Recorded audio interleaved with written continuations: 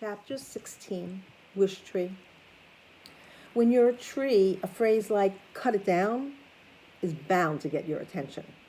Francesca had hinted at such things before, but always in jest, always fooling around.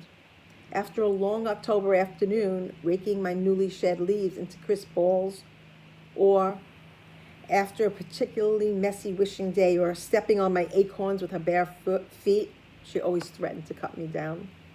I felt bad about the walkways. It's an occupational hazard. To stay alive, I need a vast network of roots, and roots can be surprisingly strong. Did you hear that? Bongo asked, watching Francesca enter her house. She sounded serious this time. Oh, I've heard it all before, I said. Unfortunately, the newbies heard her too. The newbies are all the animals that live in the tree. She calls them newbies when they're first born, Bongo said. Bongo calls every fresh crop of babies newbies. She pretends to be annoyed by their antics, but I know better. Listen, Bongo urged. Sure enough, I could hear the baby skunks wailing from their hidden nest under the porch. But we love Red Mama, one of them cried. Hush, their mother, Fresh Baked Bread, scolded. It's the middle of the day. You're supposed to be asleep. Like fireflies, bats, and deer, they are especially active at dusk and dawn. Will Red be all right, Mama? Another baby, whose voice I recognized as Rose Petal, asked. All skunks name themselves after pleasant scents. That's because they don't smell so good. I am not sure if this is because they're a bit defensive about their reputation, or if they have a sly sense of humor. Of course, said her mother, Red is indestructible. Bongo looked at me. See what I mean? Oh dear, I said. By tonight they will all have heard.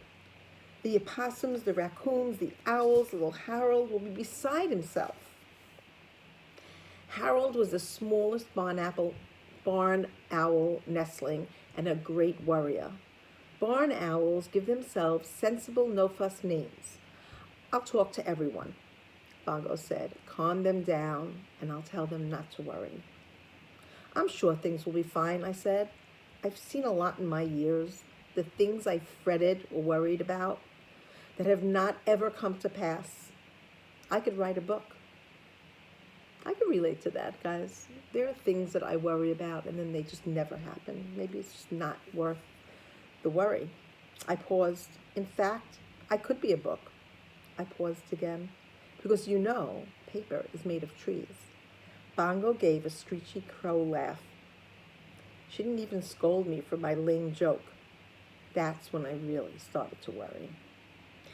Chapter 17. As much as I was concerned about the baby's reaction to Francesca's words, I was more worried about Samar. What would happen when she returned from school and saw the word carved into me?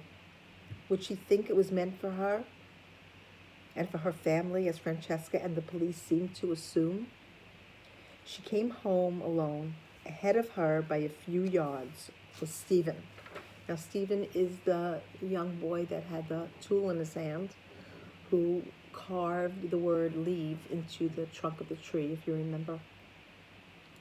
A reporter from the neighborhood newspaper was waiting on the sidewalk, interviewing people as they walked by. Word travels fast in our parts, especially when there's yellow police tape involved. Had they seen what had happened? The reporter kept asking. Had they even made wishes on Wish Tree Day?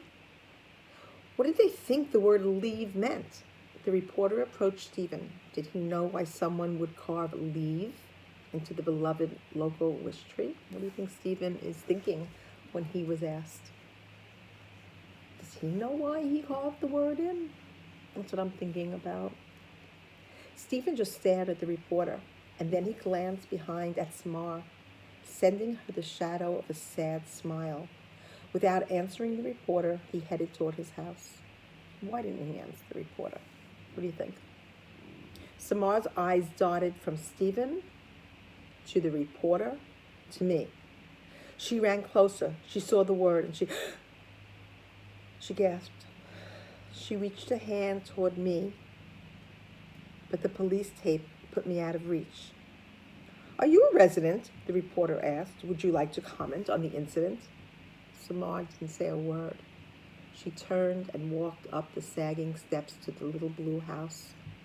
Her head was held high, standing tall, reaching deep.